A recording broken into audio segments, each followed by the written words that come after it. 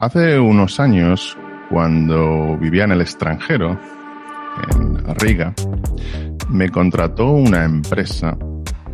Entré a trabajar en ella y lo que más me sorprendió el primer día es que había una máquina enorme en el hall. Era tan grande y no estaba enchufada ni estaba en funcionamiento que tuve que preguntar, bueno, ¿esta máquina por qué está aquí? Una de las chicas se rió y dijo, bueno, eso es lo que todo el mundo que empieza a trabajar en esta empresa se pregunta. Si quieres hablar con el técnico te dará la explicación. Es un clásico. El técnico se vino riendo y me dijo que esta máquina era imposible de arreglar porque tenía mucho tiempo, no había piezas. Bueno, claro, le pregunté lo típico. ¿Por qué entonces no se saca y se envía algún tipo de desguace o se saca de esta empresa? No tiene ningún tipo de sentido que esté aquí. Dijo que la normativa, que era muy complicado, había mucha dificultad para hacerlo y se estaba intentando llegar a una solución, pero esa solución no llegaba. Dejé de pensar en ello, continué trabajando día a día y al final uno se acostumbra a este tipo de cosas. Se vuelven algo dentro de tu ambiente. Pero unos meses después me llevó la sorpresa de que la máquina está en funcionamiento. Todo el mundo estaba remolinado alrededor. A mí me interesa saber por qué y cómo se había arreglado esa máquina.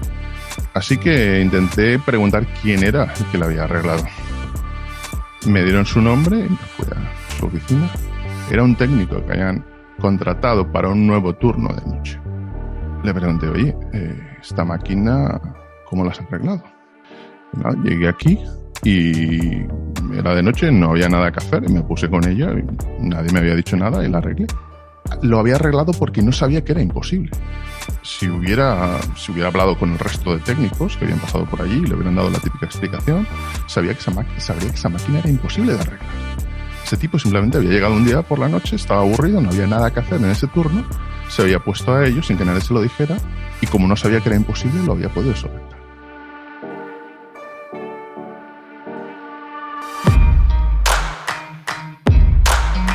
Esto, que parece un detalle a nivel práctico, está muchísimo más extendido a nivel teórico. En otros programas hemos hablado de aquellos que son outsiders en medicina, en ingeniería, en física, y que han acabado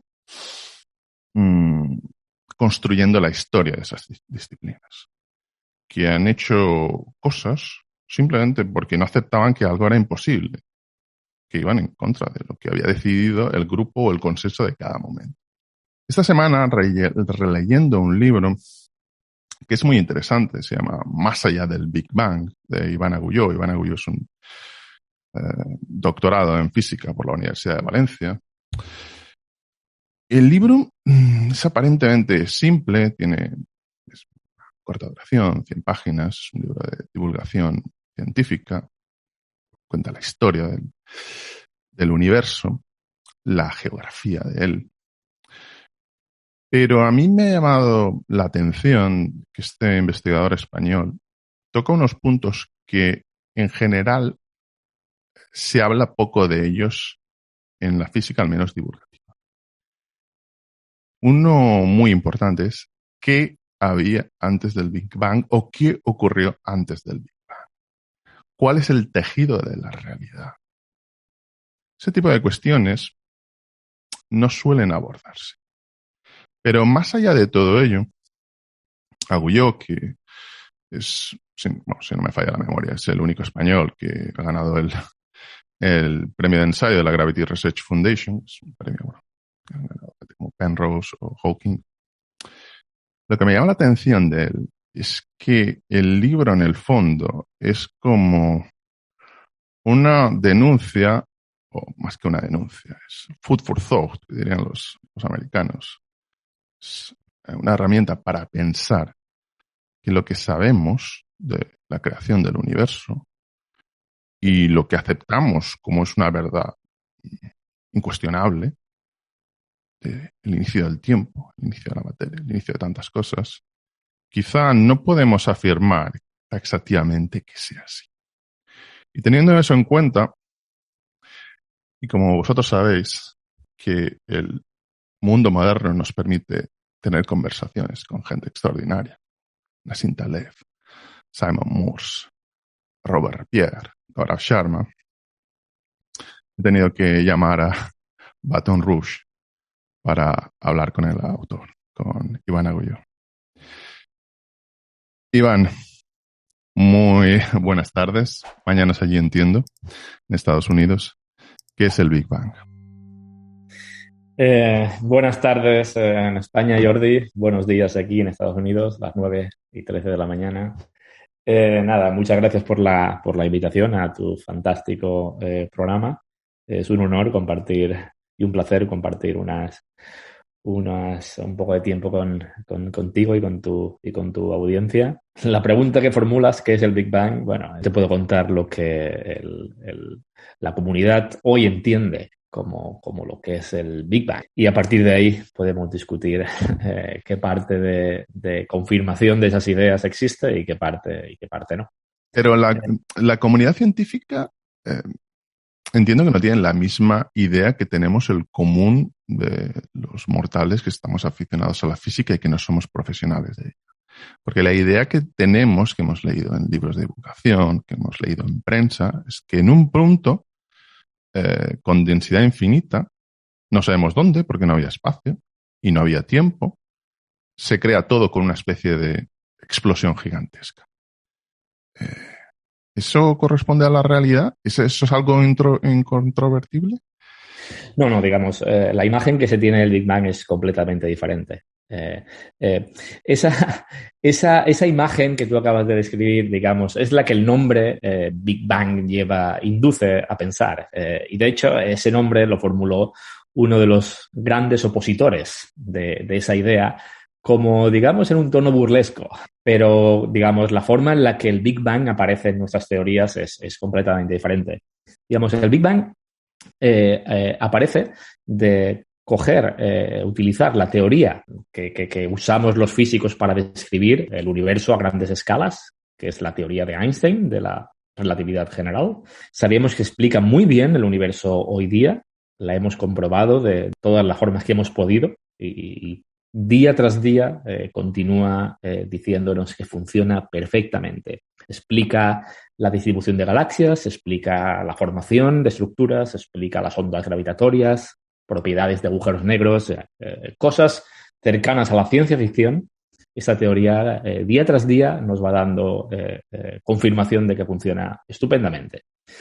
Es natural, entonces, digamos, extrapolar sus predicciones para saber qué pasó en el pasado. Y lo que esa teoría nos dice, si la extrapolamos hasta sus máximas consecuencias, es que, digamos, el propio concepto de tiempo deja de tener validez en un cierto instante del pasado, que es lo que llamamos el Big Bang. Para entender un poco mejor, primero, qué es el Big Bang, hay que entender que las observaciones de hoy día, lo que observamos en el universo, nos dice que el universo es tremendamente uniforme. Cuando, digamos, uno promedia, digamos, sobre distancias grandes. Es decir, es como una gran sopa, ¿no? Donde si uno mira a escalas pequeñas, uno ve, digamos, ciertos ingredientes, como galaxias, planetas, digamos, físicicos, etcétera. Pero cuando uno mira la sopa a grandes escalas, digamos, a distancias un poco más grandes, la sopa es extremadamente uniforme. Cualquier parte de la sopa es idéntica a la otra. Y pensamos que eso era incluso más uniforme en el pasado. La razón es simple, ¿no? La razón es porque hacia el futuro la gravedad tiende a colapsar estructuras y a formar inhomogeneidades. Entonces el pasado siempre ha de ser más uniforme. Y las observaciones nos dicen que efectivamente, cuando miramos el llamado fondo cósmico de microondas, confirmamos que el universo pasado era extremadamente uniforme. Y esto lo digo porque eso significa que el Big Bang no pudo ocurrir en un lugar del espacio. Porque si el universo es uniforme, si algo ocurre, tiene que ocurrir simultáneamente en todo el espacio. Es la única forma de que algo sea uniforme, ¿verdad? Por tanto, el Big Bang, entendido como lo predice la teoría de Einstein, es algo que ocurrió simultáneamente en todo el espacio. Y no fue... O sea, perdona. Entonces, la concepción de que ocurrió en un punto básicamente sin espacio es incorrecta. Ocurrió en todo el espacio. Exacto. ¿Pero había espacio en el momento en que se creó el Big Bang? Para responder, explicarlo un poco mejor, tengo que explicar brevemente, digamos, cuál es la base de la teoría de Einstein, ¿no? La teoría de Einstein nos dice que la gravedad, contrariamente a lo que Newton decía, Newton la explicaba como una fuerza entre objetos que tienen masa. Digamos, la masa genera ese tipo de fuerza entre ellas. Einstein dijo que no, que eso era una forma aproximada de describir la gravedad, pero realmente no es así exactamente. Y Einstein dio un cambio radical a la forma en la que entendemos la gravedad. Radical hasta niveles tremendos.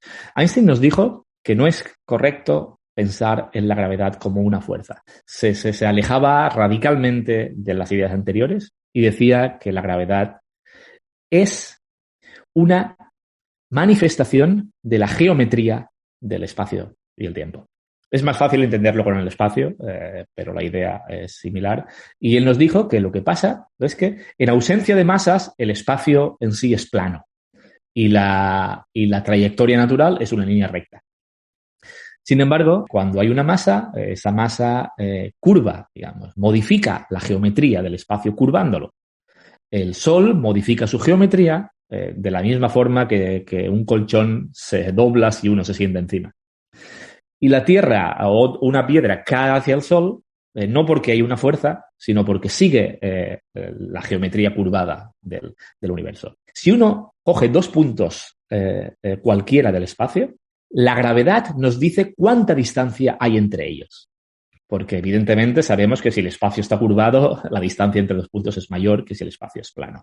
Básicamente lo que estás diciendo es que el espacio es una especie de cuerpo elástico o de ente elástico, como puede ser una colchoneta, elástico entre comillas, evidentemente.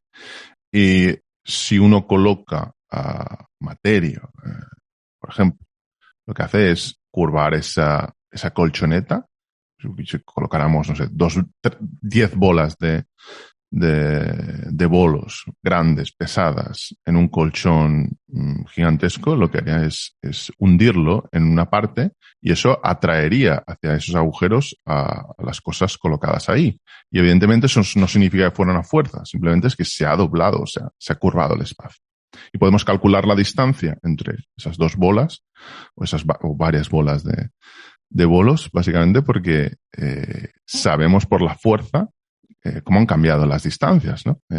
¿Es eso correcto lo que he entendido? Exactamente. Antes de Einstein, con Newton, el espacio en sí era un mero contenedor donde la física ocurría.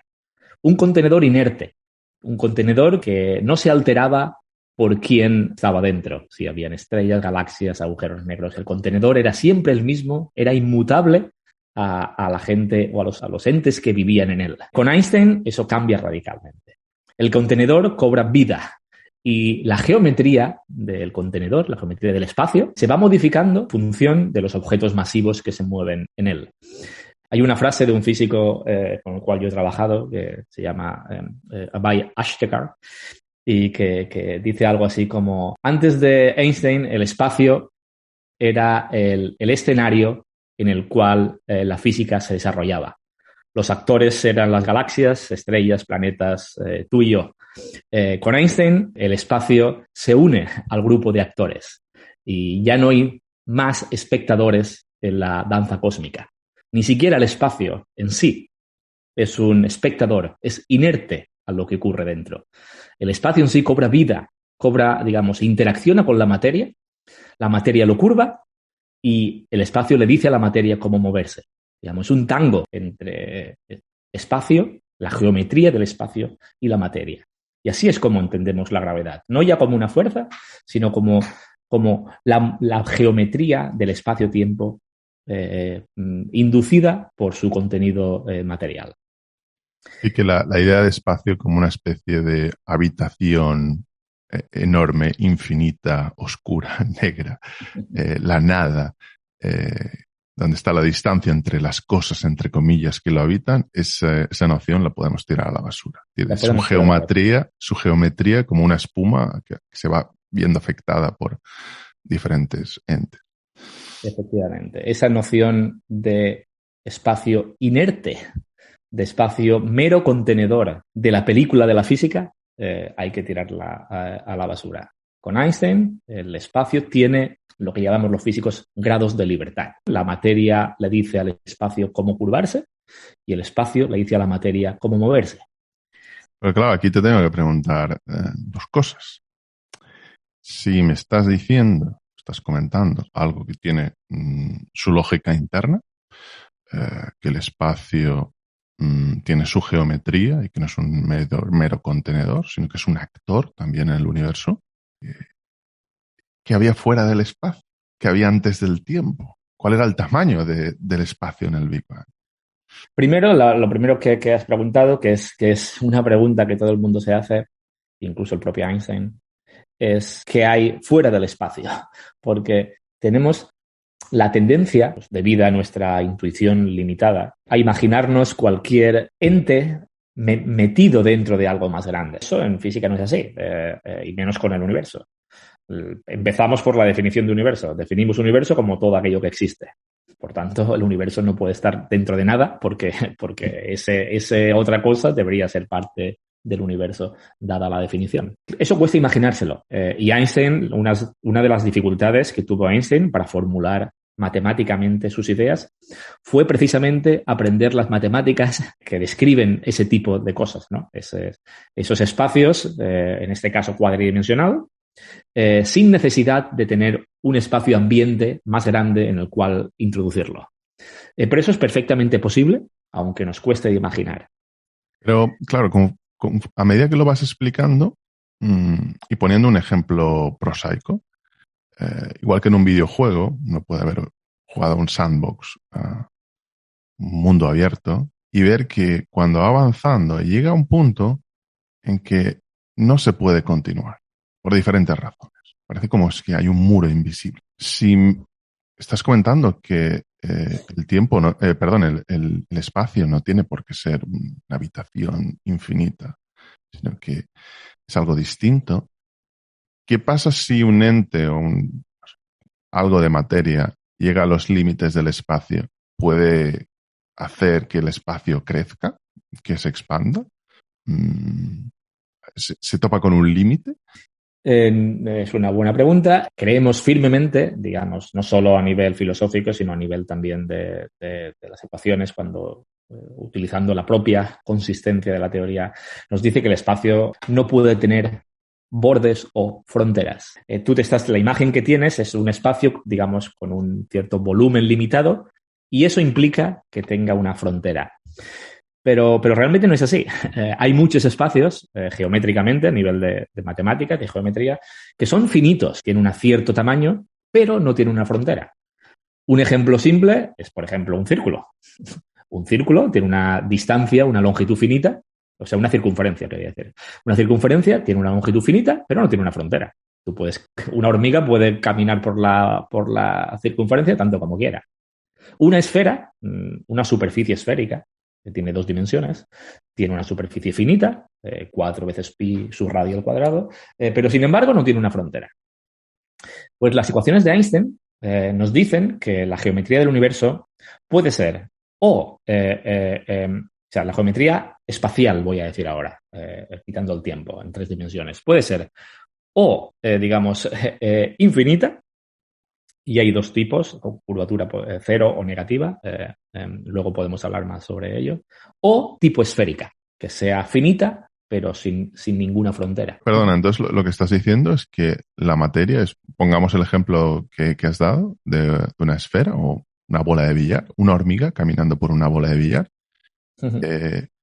Evidentemente, la hormiga puede caminar todo lo que quiera, que no se va a encontrar con ninguna frontera, si estuviera suspendida en el aire, por ejemplo. Pero, sin embargo, ese espacio, entiendo, esa bola de billar sí que puede crecer. Puede expandirse y pasar de tener el tamaño de una bola de billar a tener el tamaño de un balón de playa, o ir incrementándolo aún más. Exacto. Digamos, si el universo fuera finito, o sea, de las tres posibilidades que nos dan la teoría de Einstein, si el universo fuera finito, digamos, sería la generalización a tres dimensiones de la imagen de la esfera que acabas de describir, un explorador cósmico nunca encontraría una frontera si viajara a través del universo. Lo que sí que podía ocurrir es que diera la vuelta al universo. En algún momento volviera a su lugar original. Si es finito, digamos, entonces sí que hay líneas cerradas que pueden volver a su origen. Eso sería posible. Entonces, perdona, volviendo al tema del Big Bang, ahora que has descrito el espacio de forma muy clara, ¿cuál era el tamaño ¿Tenía algún tamaño? ¿Era infinitamente pequeño? ¿Esa bola de billar que has mencionado, sabemos sus medidas? Digamos, lo que nos dicen hoy los datos es que ahora tengo que diferenciar, digamos, entre un universo que fuera, digamos, tipo plano espacialmente o tipo esfera. Los datos que tenemos hoy en día nos indican que el universo es infinito. Y a un instante dado uno lo puede imaginar como un plano tridimensional, o sea, la generalización de un plano a tres dimensiones de tamaño infinito. Eso es lo que nos dicen los datos. Entonces, lo que hace, digamos, la gravedad con la evolución del tiempo es que si uno coge dos puntos cualesquiera dentro del universo, digamos, un punto aquí y un punto en la galaxia de Andrómeda o en cualquier otro o más allá, la distancia entre ellos, la distancia física entre ellos va creciendo en el tiempo. Eso es lo que llamamos nosotros la expansión del universo. Y me he ido al caso infinito porque en ese caso, digamos, aunque nos cueste imaginar, en ese caso, claro, el universo, digamos, es infinito. Y si lo haces más grande, continúa siendo infinito. De tal forma que uno ha de alejarse de esa imagen simplista de ver el universo como una caja que va creciendo. Porque una caja tiene fronteras, ¿no? Y el universo no tiene fronteras. Entonces, dejemos de imaginar el universo como una pequeña caja que va creciendo, e imaginar así la expansión, porque esa analogía tiene limitaciones. Primero, que uno se imagina la caja dentro de un espacio de mayor dimensiones. Y como he dicho antes, ese no es el caso. Segundo, que no tenemos fronteras. La expansión se entiende como el incremento de la distancia entre cualquier par de puntos del universo. Cualquier par de puntos, su distancia va creciendo en el tiempo por efecto de la gravedad. La gravedad va cambiando y hace que esa distancia cambie. Pero el universo sigue lo que estás queriendo decir es que la materia, por ejemplo, las galaxias dentro del universo, no es solo que se estén moviendo ellas, sino lo que está haciendo es moverse el espacio o crecer el espacio. En otras palabras, sería algo así como estar en un desierto, ir avanzando por él de un oasis a otro, pero lo que va creciendo son las dunas. Exactamente.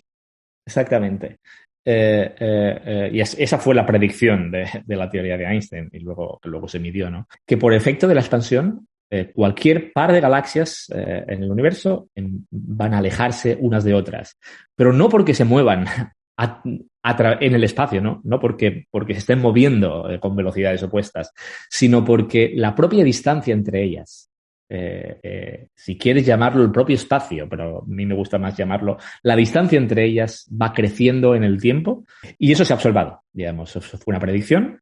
La hizo la teoría de Einstein, no la hizo Einstein, la hizo otra gente. De hecho, en aquella época Einstein no estaba a favor de la expansión. Pero luego podemos hablar de esa historia si quieres. Y fueron otra gente la quien la predijo y el grupo del astrónomo Hubble quien lo observa. Aquí hay algo muy interesante que has dejado claro, es que Big Bang no ocurrió en un punto sin tamaño, sino que ocurrió en todo el espacio. Pero claro, hay dos preguntas más. Una es cómo se crea el tiempo y la segunda, y creo que se lo han hecho todos los seres humanos o casi todos los seres humanos a lo largo de su vida y a lo largo de la historia, es cómo de la nada surge algo. la teoría de Einstein predice que la distancia entre cualquier par de puntos del universo, su distancia física, ¿no? Va creciendo en el tiempo. Pero claro, si ahora vamos hacia el pasado, la distancia decrece. Se hace más pequeña. Cualquier par de puntos del universo, su distancia física decrece hacia el pasado. Si extrapolamos la idea, tanto como sea posible, cogemos el límite yendo hacia el pasado tanto como queramos, nos damos cuenta de que hay un límite en el cual la distancia entre cualquier par de puntos se hace igual a cero.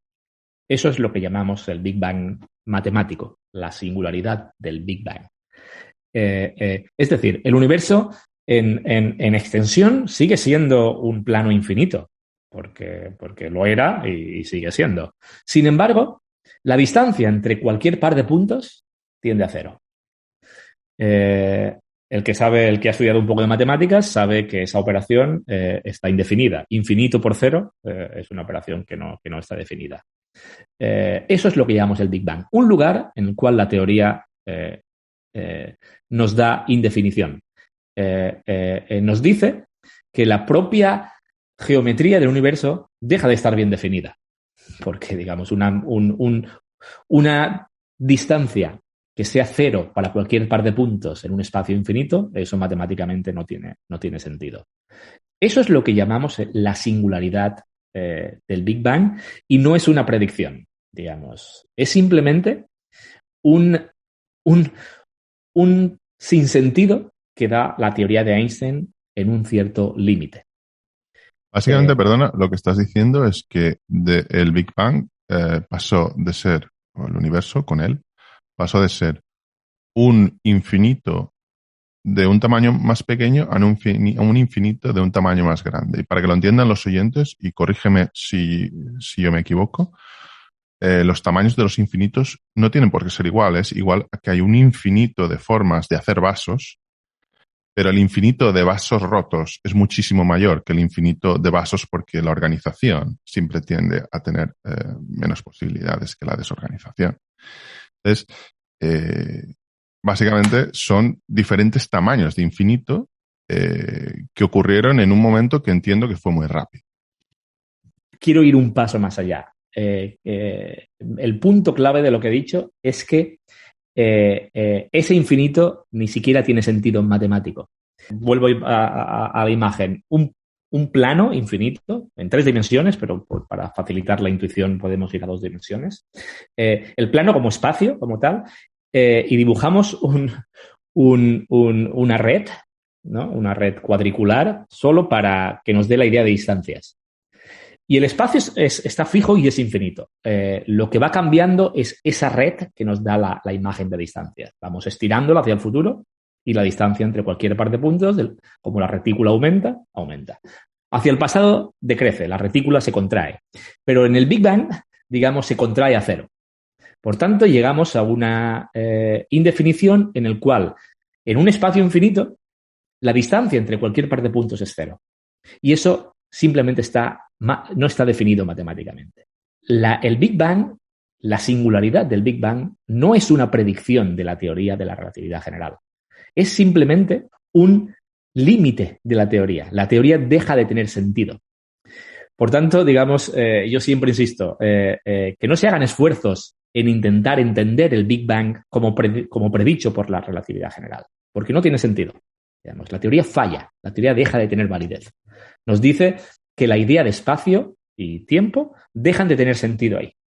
El propio Einstein se dio cuenta y lo dijo claramente en una de sus frases, digamos, hemos llevado la teoría más allá de lo que pensamos que tiene validez. Yo pienso que no es correcto decir que la teoría de Einstein predice que el universo comenzó en el Big Bang, que surgió de la nada, que apareció, digamos, de algo que no había espacio ni había tiempo.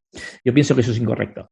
Lo que pienso que es correcto es decir que la teoría de Einstein deja de tener validez antes de llegar a ese instante. Es muy interesante lo que comentas, sobre todo porque tenemos esa noción, ¿no? De que todo empieza con el Big Bang y no había nada antes del Big Bang. Incluso se suele utilizar esa imagen que es muy aguda, pero en mi opinión es un tanto miope, como creo que es Hawking el que dice que hay al norte del Polo Norte. Como se puede saber cuando se habla, por ejemplo, de cómo empezó el tiempo, si ya estás en el Polo Norte, no tiene sentido, ¿no? Que busques más al norte de ese punto. Es ahí donde surge el tiempo. Pero bueno, ahí filosóficamente entraríamos en otro debate en el que podríamos explicar por qué yo creo que esa visión es incorrecta. Filosóficamente, ¿eh? No tengo ni la formación en física para discutirlo de otra forma.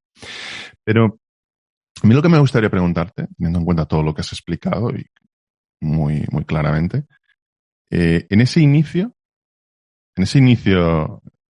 ¿existían partículas? ¿Existía materia? Para cerrar la discusión anterior, déjame añadir que luego podemos continuar en esa línea, que digamos, eso es lo que nos dice la teoría de la relatividad de Einstein. Y sabemos que llega a su límite y el propio Einstein dijo que uno ya no, las ecuaciones suyas dejan de tener validez en ese instante. Pero por supuesto, eso no quiere decir que el universo no comenzase en ese instante. Simplemente quiere decir que con la teoría de Einstein no podemos saberlo.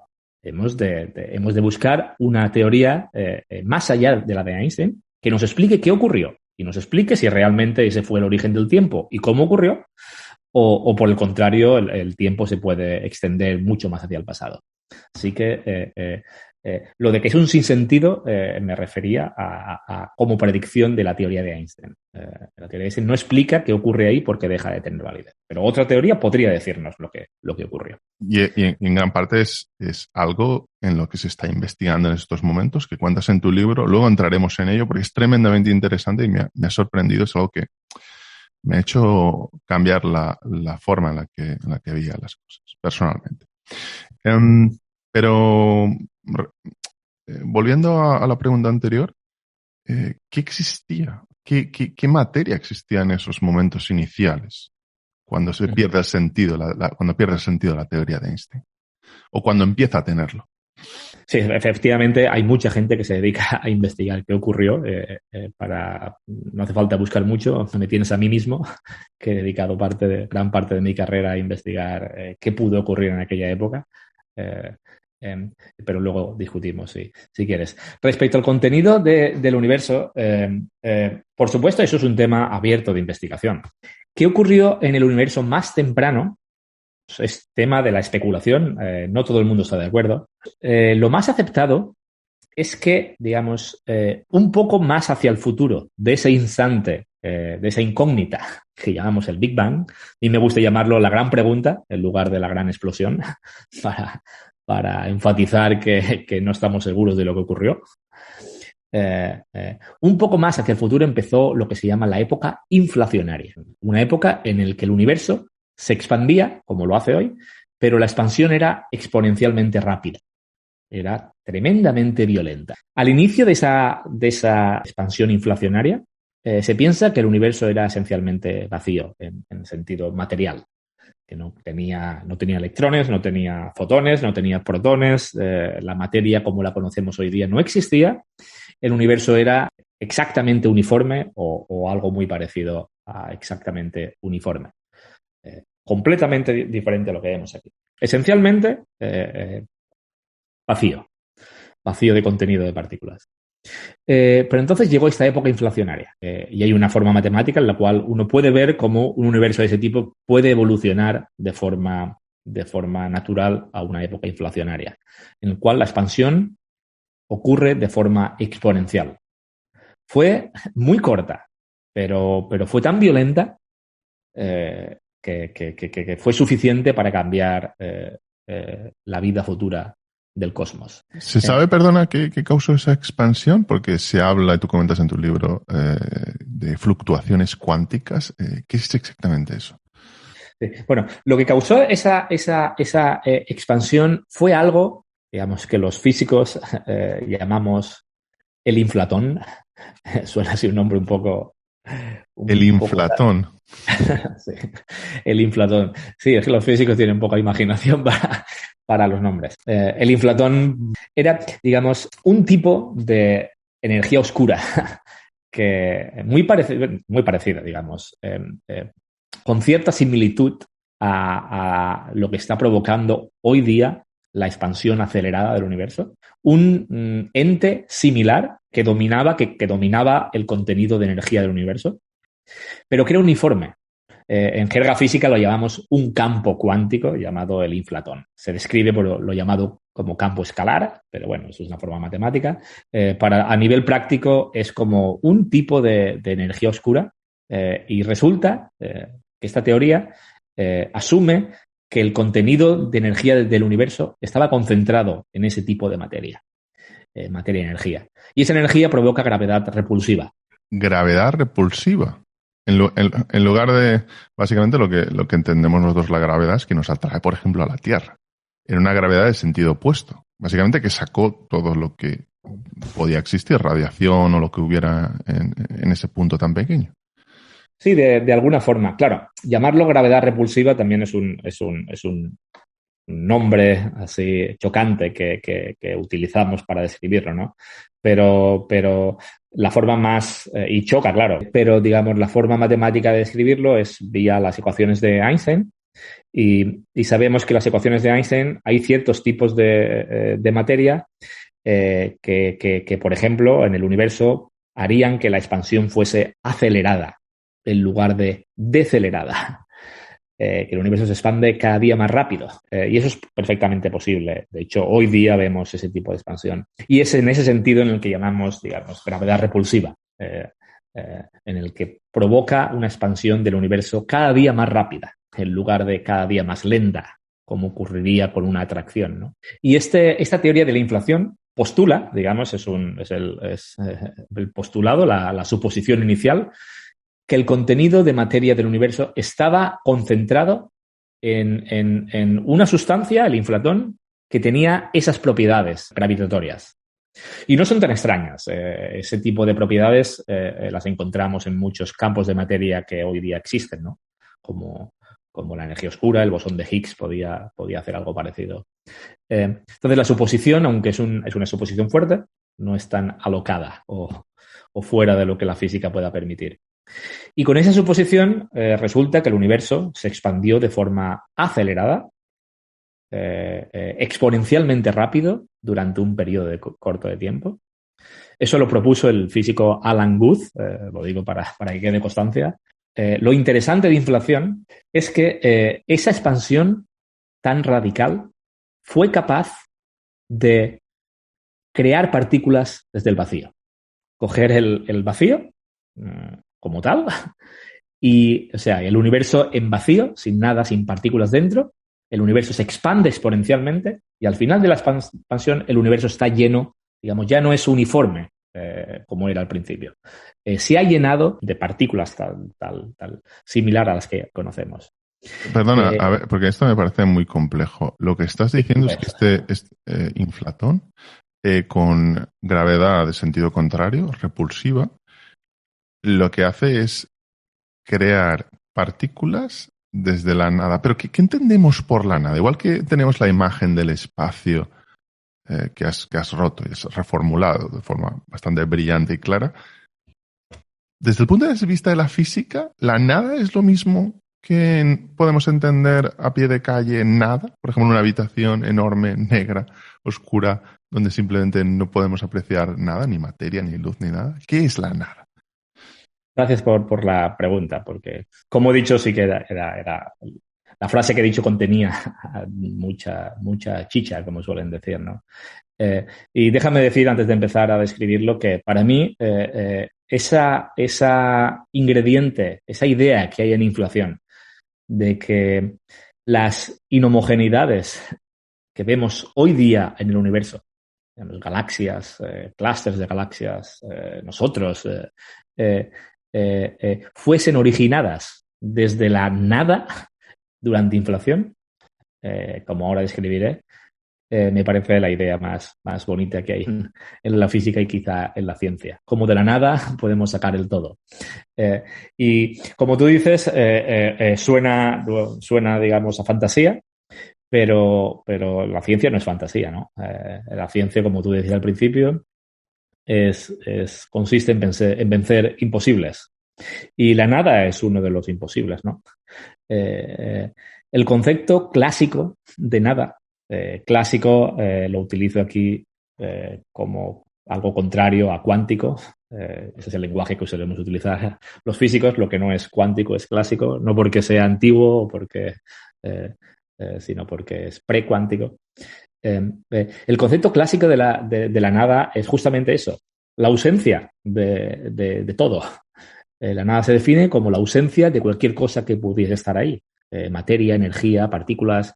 Esa es la nada clásica, el completo vacío y la completa ausencia de materia y energía.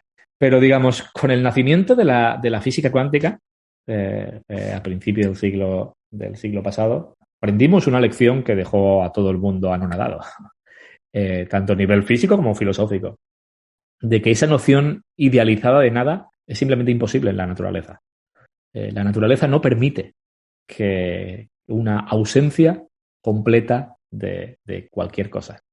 Incluso si uno quita todo lo que Perdona, hay, porque esto me ha parecido extremadamente, no quiero ponerme pedante, pero profundo. La naturaleza no permite la nada. así es.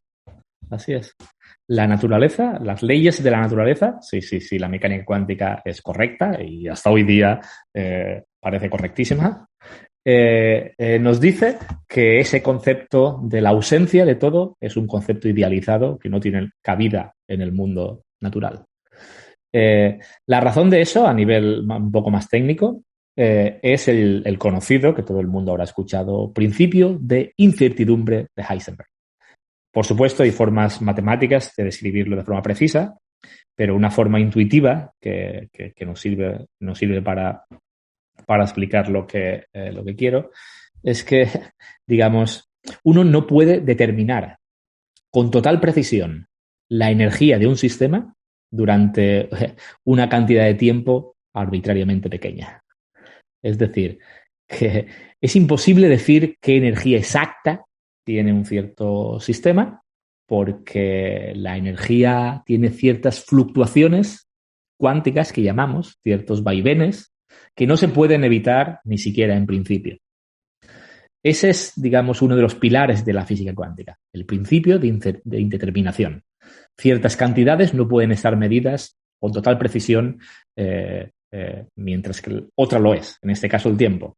La energía no se puede determinar con total precisión dado un cierto intervalo de tiempo. Y esto que parece razonable, a nivel cosmológico tiene consecuencias drásticas y filosóficas también, como acabo de decir.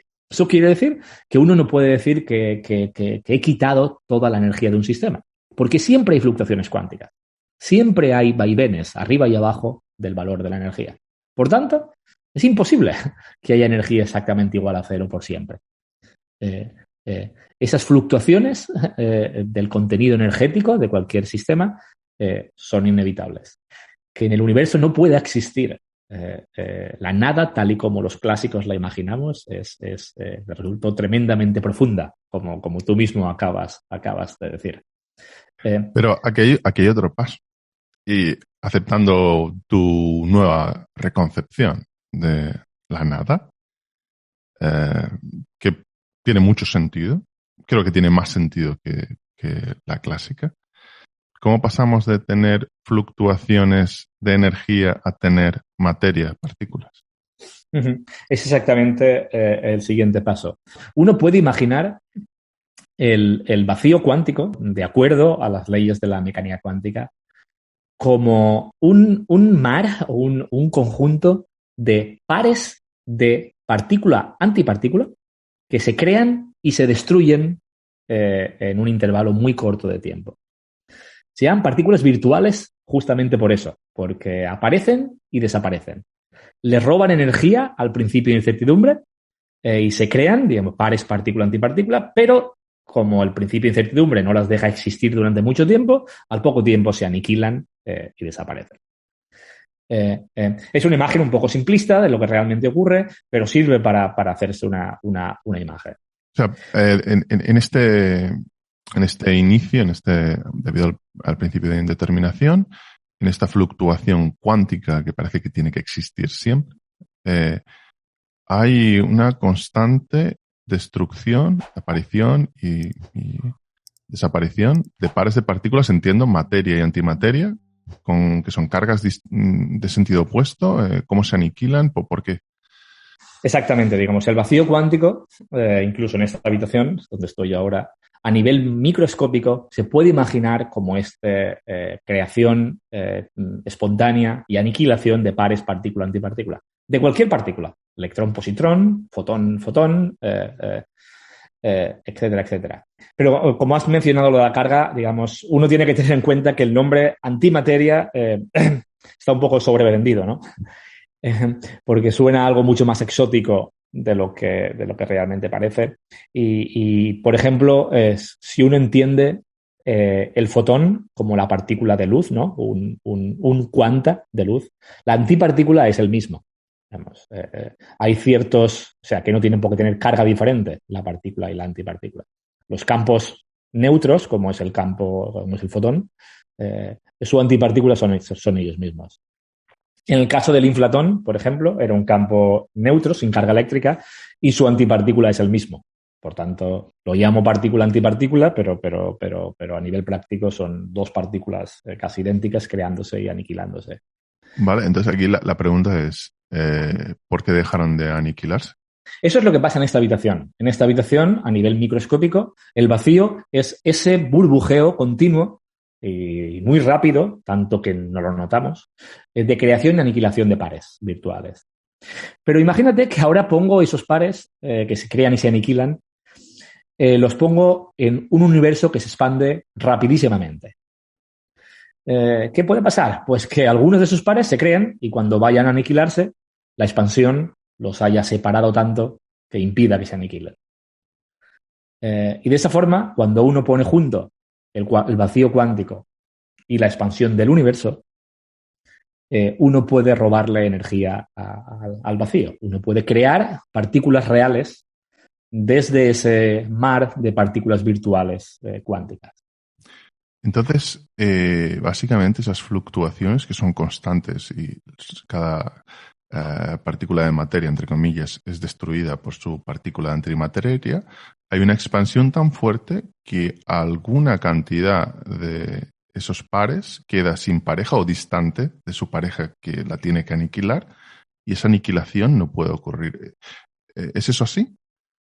Sí, eso es así. Este fenómeno se llama creación de partículas por la expansión del universo y fue predicho en general por un científico llamado Leonard Parker en su tesis doctoral, o sea, a los 20 y pocos años, durante sus estudios doctorales, se dio cuenta de que el universo, meramente por la expansión, puede crear partículas desde el vacío. Y como digo, una vez que se introdujo la teoría inflacionaria, mucho más tarde, 15 años más tarde del artículo de Parker, digamos, aquí es donde he de añadir un ingrediente más que no he mencionado. Esas partículas son las partículas de este campo que llamamos el inflatón. No son electrones, no son fotones, no son protones como los que vemos hoy día. Por tanto, ahí aún no se generó la materia. Esas partículas, su papel principal es crear las inhomogeneidades, digamos, la desviación de uniformidad. El universo era uniforme antes, o sea, no había, la densidad del universo era la misma en todos lugares. Pero una vez que se crean esas partículas, la densidad del universo ya no es la misma en cualquier lugar. Es mayor donde esas partículas se sitúan y menor donde no están. El papel, por tanto, de esa creación es sembrar las inhomogeneidades primordiales. Y esas inhomogeneidades primordiales, luego, durante la larga historia del universo, van a ir creciendo y van a dar lugar a las galaxias y las estructuras cósmicas que vemos. Pero te termino lo que quería decir. Digamos, durante inflación, esas partículas se crean y al final de inflación, esas partículas decaen, digamos, se desintegran. Los físicos llamamos decaen por la palabra en inglés, se desintegran en partículas como las que vemos hoy día, en quarks, en electrones, en fotones, etc. Por tanto, digamos, eso pasa al final de inflación. Digamos, la energía de la inflación, toda la energía que contenía, acaba disipándose en las partículas y la materia que vemos hoy día. Por tanto, aquí dos cosas importantes. Primera, en resumen, la materia, tal y como la conocemos hoy día, se generó al final de esa época inflacionaria, de esa época de inflación. Eso es lo que los físicos llamamos el Big Bang caliente. Big Bang no en el sentido del origen del universo, origen del tiempo, pero sí el origen de la historia del universo lleno de materia, tal y como la conocemos. Es donde la materia se generó, que no es el principio del universo. Hay que distinguir los dos Big Bangs, desde la singularidad que ocurre antes de inflación hasta la época en la que la materia se genera, la materia tal y como la vemos hoy día. Las partículas fundamentales que forman la materia de hoy día. Eso pasa al final de inflación. ¿Qué tiempo pasa entre las dos partes de ese Big Bang, entre comillas?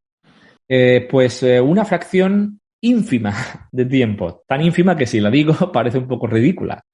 Se estima, hay diferentes teorías y hay diferentes números, pero el orden de magnitud es en notación técnica 10 a la menos 36, 35 segundos. O sea, 0, 35 ceros y un 1 en segundos. 35 son muchos. Y esa energía que se le saca al vacío es otra imagen bastante interesante. Y esa supervivencia de ciertos pares, ¿cuántos pares sobreviven? Bueno, a eso iba. Claro, digamos, en principio, todas estas inflatones que se han creado durante inflación, todos esos desaparecen porque decaen, se desintegran a las partículas que vemos hoy día. Pero digamos, en esa desintegración hay creación tanto de partículas como de antipartículas. Y ahora sí que vamos con partículas de carga positiva y negativa. O sea, este inflatón, al final de la inflación, se desintegra en electrones, antielectrones, quarks, antiquarks, etc. Y de repente el universo estaba casi vacío, solo estaban estos inflatoncitos que se habían creado. Se llena de partículas, antipartículas, tal y como las conocemos hoy día. Y ellas mismas empiezan a desintegrarse. Electrones se encuentran con antielectrones, llamados positrones, y se aniquilan. Quarks con antiquarks, y se aniquilan. Y, digamos, es súper curioso, ¿no? Porque si se hubiesen creado en esa reconversión del inflatón a partículas elementales, si se hubiesen creado las mismas partículas que antipartículas, casi todas ellas se hubieran aniquilado y si hubiesen quedado alguna, hubiese habido tanta materia como antimateria. Hubiesen habido tantos físicos como antifísicos, lunas como antilunas. Pero eso no es lo que vemos hoy día. Lo que vemos hoy día son físicos, pero no vemos antifísicos. No vemos antimateria en grandes cantidades a nuestro alrededor. La creamos en los laboratorios, pero en el cosmos no la vemos. ¿Por qué? Digamos, ¿qué ocurrió en aquel instante que hace que veamos hoy día materia y no veamos antimateria? ¿Y qué diferencia hubo entre materia y antimateria? ¿Cuál fue la cantidad? Digamos, la razón fue porque se creó, digamos, hubo lo que se llama la asimetría materia-antimateria en aquel instante. En la creación de las partículas fundamentales, por alguna razón que no se termina de entender, se creó un poco más de materia que de antimateria. Y aquí viene la respuesta a tu pregunta. Del orden de, si recuerdo bien, 3 de cada 1.000 millones. Fue digamos, imagínate, por cada 1.000 millones de quarks se crearon 1.000 millones menos 3 quarks. ¿Te parece una cosa sin importancia? Pero cuando se aniquilan todos los que se pueden, los únicos triunfantes que sobreviven son esos 3. Perdona, lo que estás diciendo es que si hubiera habido 1000 quarks y 1000 antiquarks, el universo no existiría, o en la materia no existiría en el universo. Sería completamente diferente a lo que vemos hoy día, porque efectivamente cada quark se hubiese encontrado con su antiquark y se hubiera aniquilado. Y si hubieran habido algunos que sobreviviesen porque no se encuentran, en el universo habría tanta materia como antimateria. El universo sería completamente diferente como lo vemos. O sea que de haber se creado la misma cantidad de materia y antimateria, lo que hubiera pasado es que se hubieran aniquilado o que tendríamos antimateria alrededor de nosotros. Sí, materia y antimateria en igual cantidades. Pero Podría eso no. verse prácticamente como una gran extinción, ¿no? Una Claro, mínima imagínate. supervivencia. 3 de cada 1000 Tendría, millones. Cuentas algo muy interesante en tu libro y es que el hidrógeno, el deuterio también, si no me falla la memoria, el litio, son materias que se crean en el Big Bang.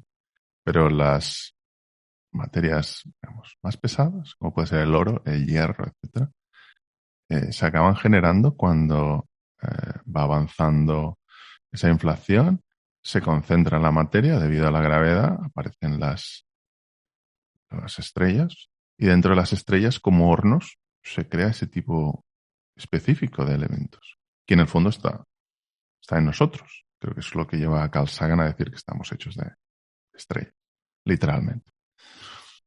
así es, así es. Claro, eso ocurre, digamos, la formación de los átomos, primeros átomos, por supuesto, primeros núcleos atómicos, se hace después de inflación, cuando se generan, digamos, después de esta época de gran aniquilación de quarks y antiquarks que he descrito, los quarks que sobreviven empiezan a juntarse para formar protones y neutrones. Un protón y un neutrón están formados por 3 quarks. Y luego los protones y neutrones tienden a combinarse para formar átomos, núcleos atómicos. Y luego los núcleos tienden a capturar electrones para formar átomos. Pero claro, digamos, lo más sencillo es formar un núcleo de hidrógeno, porque es solo un protón, ¿verdad? No hay que hacer nada. Si ya tienes protones, ya tienes hidrógeno. Formar helio, que tiene 2 protones y 2 neutrones, su forma más convencional, y ya tienes que tener la casualidad de que 4 partículas, 2 protones y 2 neutrones, se encuentren en el cosmos. Por tanto, es más improbable formar helio que formar hidrógeno, simplemente porque el helio está hecho de más partículas. Y lo siguiente, vamos al litio y al berilio, que ya tienen 7, 8, etcétera. Y más allá ya es prácticamente imposible. Digamos, imagínate, quieres formar un núcleo atómico con 100 protones, pues tiene que dar la casualidad de que 100 protones se encuentran en el mismo punto del espacio. Así que solo digamos, por estadística, el universo generó sobre todo hidrógeno. Luego un poco de helio y un poquito de berilio y litio. Nada más. Piensa además que el universo se expandía. Por tanto, digamos, cada día, cada segundo que pasaba, era más complicado que los protones se encontrasen para formar núcleos atómicos. Entonces, en el universo primordial se formó sobre todo hidrógeno. Y luego un poquito de helio y tal. Como tú dices, para formar elementos más pesados hay que esperar más. Me parece maravilloso esa idea de que en gran parte las baterías de los coches eléctricos actuales están hechos con materia del Big Bang, casi del Big Bang, ¿no? Tal cual, tal cual. Todo lo que sea hidrógeno, el material del Sol en su mayoría, ese viene directamente del Big Bang y es realmente maravilloso. Para formar núcleos más pesados, digamos, se necesita para formar, no sé, oxígeno, carbono y luego ya hierro y más allá del hierro incluso más complicado, como el oro. Se necesita algún mecanismo posterior, nada que ver con el cosmos en sí, para juntar un montón de protones y neutrones y meterlos juntos hasta que forman un núcleo atómico. Y eso, como tú dices, ocurre en la naturaleza vía las estrellas. Las estrellas cogen el hidrógeno que queda desde el Big Bang lo acumulan en una pelota debido a la gravedad. Su propia gravedad hace que el hidrógeno se forme una esfera y tiende a contraerse. Y como se contrae, el centro de la esfera se calienta y hace que ese hidrógeno se convierta en helio, continúa contrayéndose, se convierte en litio, berilio, carbono, oxígeno, etcétera, etcétera, y forma los materiales más pesados en el centro de las estrellas. Así que las estrellas literalmente son unas máquinas que transforman hidrógeno en materiales más pesados y desprenden energía a cambio.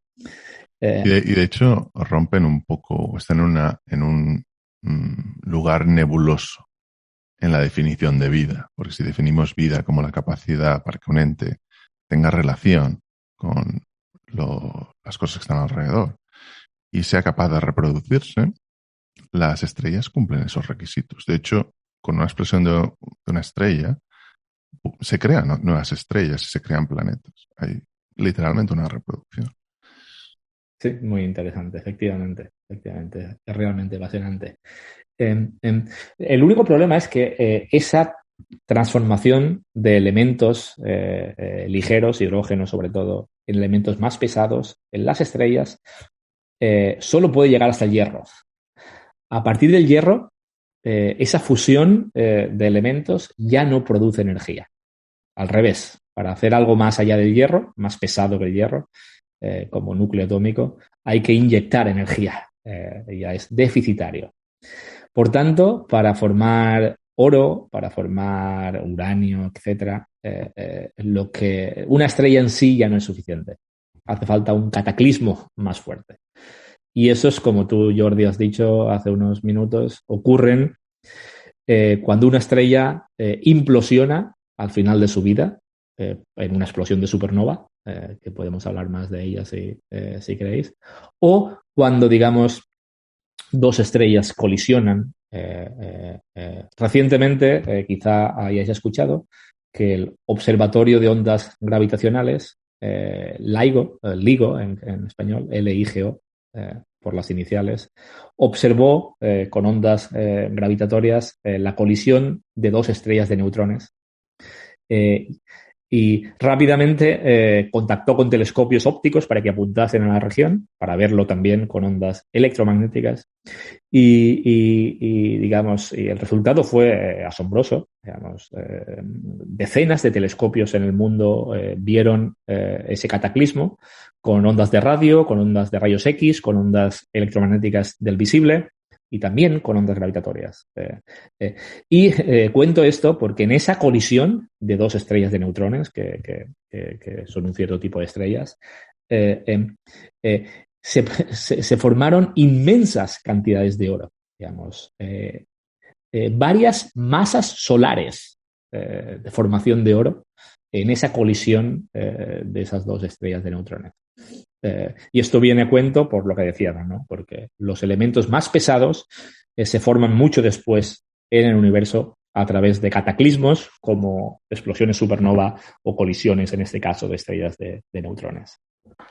Recomiendo a los oyentes que busquen nuestro capítulo sobre supernovas y el impacto indirecto que han tenido a lo largo de la civilización humana, e incluso antes del nacimiento en la vida de la Tierra, ¿no? Porque el impacto es muy, muy fuerte. Lo que estás comentando es maravilloso porque en el fondo todo el recorrido que has ido indicando, lo que indica es que ya prácticamente en las primeras irregularidades que se acaban formando con aquel inflatrón, ¿no? Uno podría realizar cierta analogía con un embrión hacia una persona adulta, donde ya se pueden apreciar los rasgos que luego se van a desarrollar debido a las diferentes concentraciones que se han generado en esa parte tan inicial, que luego acabarán colapsando y uniéndose debido a la gravedad. Es algo como un desarrollo de un proceso, prácticamente desde el inicio, que va a condicionar las épocas avanzadas. Así es. Como tú hacías la analogía de la vida de una estrella con la vida usual biológica, tal y como la definimos, el universo es algo similar, ¿no? Y los cosmólogos se dedican justamente a intentar entender cómo ha sido ese proceso de desarrollo. Eh, y, y así es. Uno empieza con la teoría de la inflación cósmica, que ocurre después de ese instante que llamamos el Big Bang o The Big Question, la gran pregunta, que no sabemos muy bien lo que es. Eh, Inflación genera las primeras inhomogeneidades, ¿no? Las pequeñas variaciones en la densidad de materia en el universo y hace que en ciertos lugares haya un poquito más que en otros. Al final de inflación, las partículas, tal y conforme las conocemos, las partículas fundamentales se crean y se depositan en esas irregularidades primordiales, donde hay más densidad se acumulan más, donde hay menos densidad se acumulan menos. Y continúa la historia del cosmos, la gravedad va actuando y hace que esas inhomogeneidades vayan creciendo, porque la gravedad hace que se atraigan unas a otras. En ese proceso se van formando núcleos atómicos, átomos, finalmente estrellas, galaxias, planetas y etcétera. Hasta formar la estructura cósmica que vemos hoy día, hecha por este tipo de planetas, estrellas, galaxias, cúmulos de galaxias, supercúmulos, etc. Y dentro de esos entes acaban incluso formándose seres vivos, ¿no? Incluso se acaba formando Albert Einstein y como se suele decir, ¿no? Finalmente, con la creación de Albert Einstein, el universo es capaz de entenderse a sí mismo, ¿no?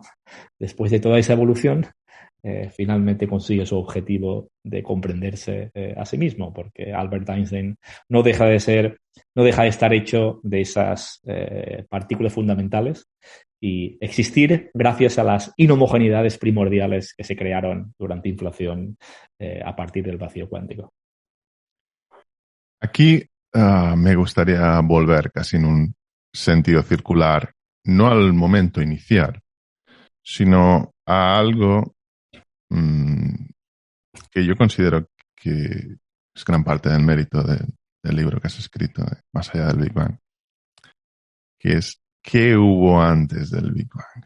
Porque aquí tú lo has definido durante la entrevista como Big Question, ¿no? Para no referirte exactamente al Big Bang. Pero hablas de una teoría muy distinta que para mí tiene desde el punto de vista filosófico mucho más sentido. En el libro hablas de la teoría de la gravedad cuántica de lazos. No es lo mismo que la teoría de las supercuerdas. La teoría de la gravedad cuántica de lazos. Y aquí las personas, los científicos, los físicos que proponen esta teoría, algunos ya nacidos en los años 70, trabajando en ella, nacidos en los años 80. Teoría muy moderna. La noción de Big Bang es distinta. Se denomina Big Bounce, que en inglés es el gran rebote. Porque al contrario de lo que algunos físicos definen como el inicio de todo, que no tiene sentido hablar de tiempo antes del Big Bang, no tiene sentido de hablar que hay al norte del Polo Norte, filosóficamente hablando, todos sabemos, y hasta intuitivamente, que es más probable que cuando vemos un evento lo veamos in media res que lo veamos al inicio. En otras palabras, si uno ve a alguien que está robando, lo más probable es que no sea la primera vez que haya robado. Si uno ve a alguien que está cocinando, es lo más probable es que que no sea la primera vez que haya cocinado. Evidentemente hay procesos que pueden ser la primera vez, como por ejemplo, quizás la primera vez que ha estudiado una carrera. Es más probable, pero ese número de eventos es menor. Y si nos vamos a eventos macro, que cuanto más grandes, cuando están relacionados con más entes, por ejemplo, universidades, si vemos una universidad que se abre, lo más probable es que no sea la primera universidad que se abre en la historia. Entonces, pensar que de verdad el Big Bang es el inicio del tiempo, es lo que ya es el norte, el polo norte, filosóficamente me genera muchas dudas. Me gustaría preguntarte, ¿qué es el Big Bounce y qué es la teoría de la gravedad cuántica de lazos? Es un intento, uno de los muchos que existen, de ir más allá de la teoría de Einstein para intentar entender lo que ocurrió en aquellos instantes. Como decía antes, digamos, la teoría de Einstein da resultados que son, que, digamos, deja de tener validez cuando llegamos cerca del Big Bang, en un universo muy temprano. La razón es sencilla y Einstein la conocía desde el principio, y es que su teoría, la teoría de Einstein, es lo que llamamos una teoría clásica. Clásica en el sentido de que no incorpora los principios de la física cuántica, que sabemos que son ciertos porque los comprobamos en el laboratorio todos los días. Por tanto, nada más nacer, la teoría de Einstein tenía su, sí, por decirlo de alguna manera exagerada, ¿no?, su muerte predecida. No podía ser una teoría final, una teoría completa de la naturaleza, porque no incorporaba la mecánica cuántica. De hecho, tiene ciertas incompatibilidades. ¿Eso es un problema? Pues a nivel práctico no completamente, porque el régimen donde aplicamos la teoría de Einstein es digamos, para describir grandes masas, ¿no?, como la Tierra, el Sol, el sistema solar. Incluso ahí los efectos de la gravedad de Einstein son muy pequeños. La teoría de Newton explica muy bien el sistema solar. Los efectos nuevos que incorpora Einstein son tan pequeños que solo se notan cuando vamos a cosas más grandes, como galaxias, agujeros negros, etc. Por tanto, el régimen donde aplicamos la teoría de Einstein es, digamos, se restringe a distancias grandes y masas muy grandes. Y para ellos, los efectos cuánticos son tan pequeños que se pueden despreciar. Es decir, aunque la teoría de Einstein no incorpore esos efectos cuánticos, digamos, no son necesarios para describir la inmensa mayoría del cosmos. No es ningún problema para aplicarla en todos los lugares donde la hemos aplicado. Excepto cuando uno va a lugares extremos, a dos lugares. En el centro de los agujeros negros, porque ahí la gravedad es tan intensa y las distancias son tan pequeñas que los efectos cuánticos cobran relevancia. O en el llamado Big Bang, donde las distancias son tan pequeñas y la gravedad tan intensa que los efectos cuánticos, pensamos, no se pueden despreciar. Por tanto, digamos, la teoría de Einstein es maravillosa para explicar todo el cosmos, excepto estos dos lugares tan extremos. Para explicar lo que ocurrió en el Big Bang, hace falta incorporarle, echarle un poco de cuántica a la teoría de Einstein. Crear una teoría más allá, digamos, más allá de la de Einstein, una generalización que se reduzca a la de Einstein cuando funciona esta, pero que incorpore los principios cuánticos que pueden ser tan relevantes para explicar el origen del cosmos. Eso se llama una teoría cuántica de la gravedad. Y encontrarla es uno de los objetivos más importantes de la física actual. Intentar cuantizar la gravedad, intentar hacer gravedad cuántica. Y hay varias propuestas, ninguna de ellas completas. La teoría de cuerdas o supercuerdas es muy conocida. Y otra, digamos, siguiéndole en popularidad o en número de seguidores o de practicantes, está esta teoría, digamos, gravedad cuántica de lazos. En inglés es Loop Quantum Gravity.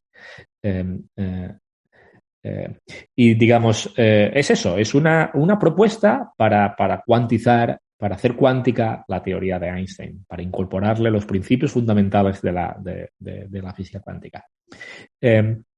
No es completa, igual que la teoría de cuerdas. Por tanto, a día de hoy, los que trabajamos en esos temas, digamos, estamos construyendo la catedral. No sabemos si al final se caerá, sobrevivirá, será bonita, será fea. Eso es la ciencia, ¿no? La ciencia es caminar por lugares que no están escritos y veremos dónde llegamos, ¿no? Sin embargo, digamos, en su desarrollo actual, uno ya puede, digamos, intentar ver qué predicciones produce. Y en la parte cosmológica, en la parte del Big Bang, esta teoría, gravedad cuántica de lazos, tiene resultados concretos. Como digo, eso es ciencia. ¿Serán verdad o será mentira? Ese es nuestro trabajo. Averiguar si lo que predice esa teoría es cierto o no lo es. Y esa teoría predice, de forma simple, es que, digamos, si vamos desde hoy hacia atrás en el tiempo, dice que la teoría de Einstein es una aproximación excelente hasta que llegamos cerca de ese instante que llamamos Big Bang o gran pregunta.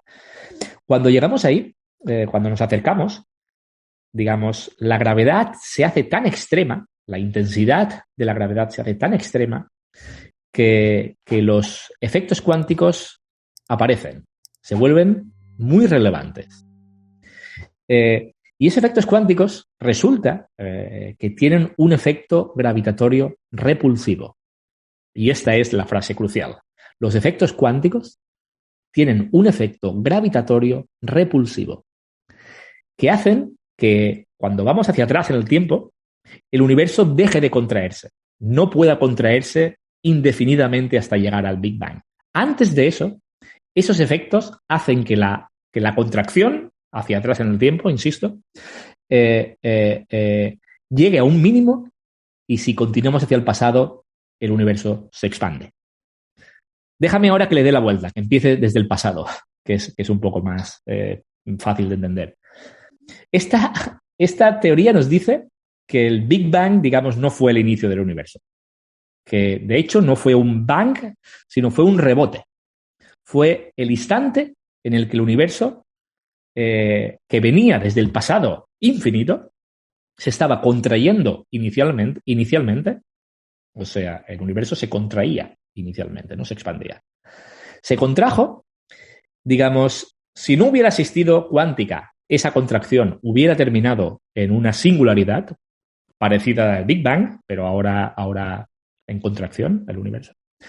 Pero debido a la existencia de estos efectos cuánticos repulsivos, la contracción dejó de ocurrir, los efectos dominaron y cambiaron la contracción por una expansión. El universo llegó a la contracción llegó a un mínimo y cambió a expansión y empezó un nuevo ciclo de expansión del universo en el cual vivimos nosotros. Por tanto, esta teoría nos dice que si vamos hacia el pasado, el Big Bang no es el límite de la historia del cosmos yendo hacia el pasado. La historia del cosmos se puede extrapolar, se puede continuar mucho más hacia el pasado. Hay universo mucho más allá del Big Bang. De ahí el título de mi libro, ¿no? Más allá del Big Bang. Digamos, a mí me gusta a veces utilizar una analogía, la cual, digamos, no sé si es buena del todo, pero es un poco pintoresca, ¿no? De cuando, digamos, a los intelectuales europeos les decían que más allá de Finisterre uno encontraría el abismo, que el mundo se acababa más allá de las costas de Finisterre. Ese era el fin del mundo, Finisterre. De ahí viene el nombre de este precioso lugar, ¿no? Que más allá el mundo se terminaba y era imposible extender la Tierra más allá de ese horizonte. Ese era el final. ¿Qué había más allá? No era parte de la humanidad, era reservado a los dioses.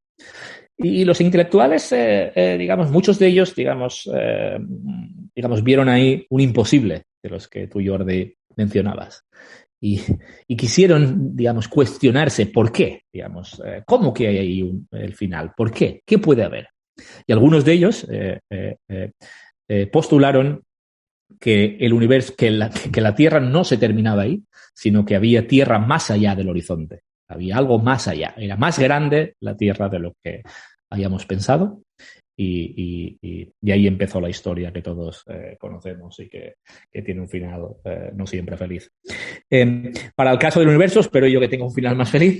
Y nos habían dicho a todos que el universo tenía una frontera en el tiempo, ahora, para el universo es el tiempo, que si uno va hacia el pasado, llega a un límite, el tiempo deja de poder, digamos, extenderse más allá del Big Bang, pero esta nueva teoría nos dice que no, que eso no tiene base científica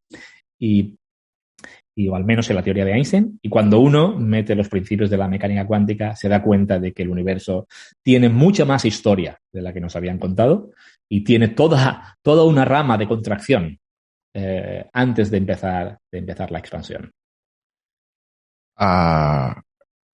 Creo que esto que has comentado es muy interesante porque acaba conectando lo que se necesita para tener un universo. Para tener un universo, al final, necesitas espacio, necesitas energía y necesitas materia. Porque el tiempo, hasta cierto punto, aquí habría una discusión filosófica de qué es, pero yo creo que es una cualidad emergente más que fundamental. Tú evidentemente puedes dar una opinión mucho más allá de la filosofía, una opinión desde la física. Me gustaría oírla. Pero claro, si el espacio es un espacio que no tiene fronteras, si la nada desde el punto de la vista de la física, como la entendíamos clásicamente, es imposible, pensar que el tiempo tiene un inicio, hasta cierto punto es contradictorio. Por lo que estás comentando, y si lo he entendido bien, lo que dices es que, teniendo en cuenta este efecto rebote, lo que había antes del Big Bang no era inflación, era una deflación.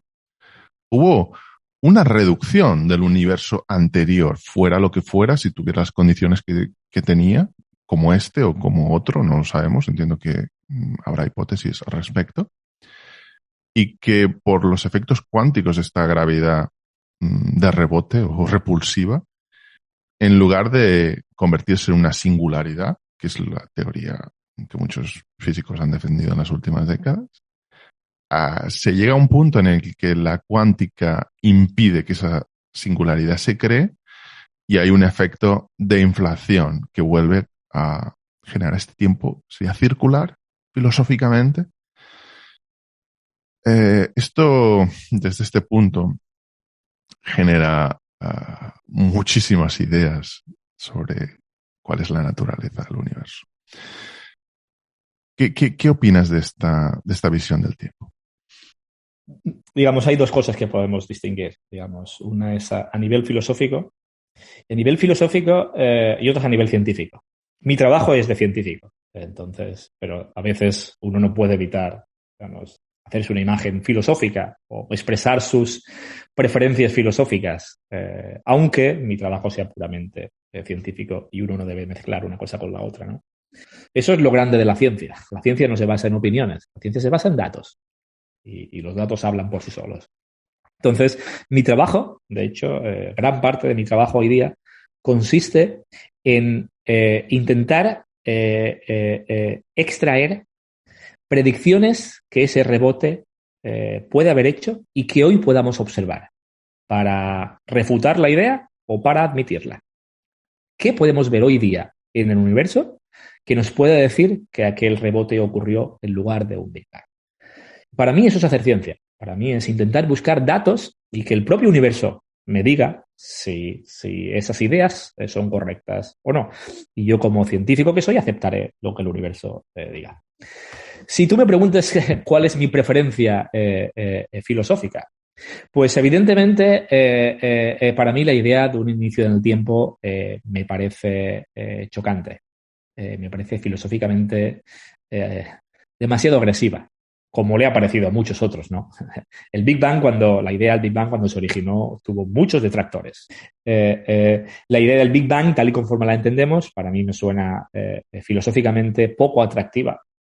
y soy más simpático a un universo sin origen en el tiempo y donde el tiempo es emergente, como tú acabas de decir. Esa es la forma en la que yo veo la noción del tiempo. Pero como científico quiero explorarla. Ha sido una conversación fascinante. Si algo nos ha mostrado la historia de la física, incluso de la filosofía, es que nuestra concepción, nuestro conocimiento del mundo, del universo y hasta de la realidad ha ido haciendo prácticamente un zoom out. Empezamos en nuestra habitación, pasamos a nuestro apartamento, pasamos a nuestro bloque, a nuestro barrio. Siempre creemos que estamos llegando a los límites. En tu libro hablas del multiverso, algo que también comentan Tegmark, muchísimos otros físicos, que es probable, o digamos, no entremos en probable, es posible que nuestra realidad en cuanto a tamaño sea mayor, porque es algo que desde la experimentación no hemos dejado de ir avanzando en ese crecimiento, en ese zoom out. Principios del siglo XX, hasta principios del siglo XX, ni siquiera conocíamos otras galaxias. Ni siquiera conocíamos exoplanetas fuera de nuestro sistema solar hasta los años 90. Es probable o es posible que dentro de 15, 20 años se acabe probando de alguna forma, que en este momento no podemos conocer, la existencia de multiversos, la prueba del multiverso, que evidentemente con las herramientas actuales no disponemos de la tecnología para hacerlo. Lo mismo con el tiempo. Hemos partido de una idea en las últimas décadas de que, independientemente de que hablamos de una cifra muy larga, 13.800 millones de años, puede acabar siendo mucho mayor. De hecho, la idea religiosa de tiempo era de apenas 10.000 años, 12.000 años, 15.000 años. Y lo que hemos visto en la ciencia, incluso en el avance del conocimiento humano, más allá de la experimentación, ha sido que, separándose de las ideas que teníamos hasta ese momento, es como hemos avanzado. Los portugueses fueron los primeros que pudieron circunvalar África simplemente porque al llegar al el Cabo Bojador, en lugar de ir cerca de la costa donde las corrientes eran tan fuertes, se separaron de ella para poder avanzar, algo que daba pánico en aquellos momentos debido a la tecnología. Quizá avancemos en el futuro también, pensando out of the box, que dirían los americanos, con pensamiento lateral. Iván Agulló, muchísimas gracias por esta entrevista que ha sido maravillosa y por mostrarnos la realidad que existe o que puede quizá existir antes del Big Bang. Un placer, Jordi. Muchas gracias. Gracias a todos los oyentes y recomendar otra vez el libro de Iván, Más allá del Big Bang, Editorial Destino. Lo podéis encontrar también en formato digital en Amazon. Un saludo y hasta el siguiente.